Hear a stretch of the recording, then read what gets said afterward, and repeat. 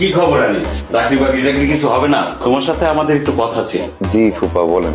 আনিস, তুই তো এখানে অনেকদিন ধরেই থাকিস, তুই তো জানিস মাহার বিয়ে ঠিক হয়েছে।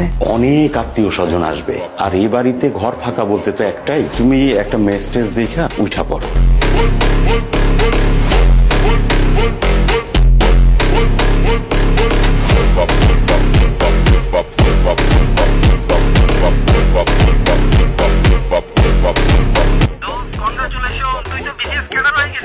রেজাল্ট দিছে?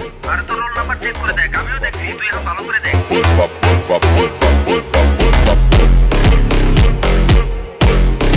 নে বাবা, এত খাবার তো শেষ করতে পারবো না। আরে দাও দাও, এই বয়সে না খেলে কবে খাবে? ফুপা আমি মেস পেয়ে গেছি, এই 2-1 দিনের মধ্যে উঠে যাবো। কোথায় যাবা? কেন যাবা? তোমার যতদিন লাগে তুমি এখানেই থাকবা। হ্যাঁ রে বাবা, তুই এখানেই থাকবি, কোথাও যাওয়া লাগবে না। মাহা, জি বাবা। আমরা একটা সিদ্ধান্ত নিয়েছি। বলো। আবিরের সঙ্গে তোমার বিয়ে হচ্ছে না। এসব কি বলছো? আবিরের সাথে তো আমার সব ঠিকঠাক, তুমি নিজেই তো ওকে পছন্দ করেছো। আমি বাবা আসবো, তোমার সাথে একটু কথা ছিল আমাদের। জি ফুপা বলেন। তোর ফুপা চাচ্ছে যে তোর সাথে মাহার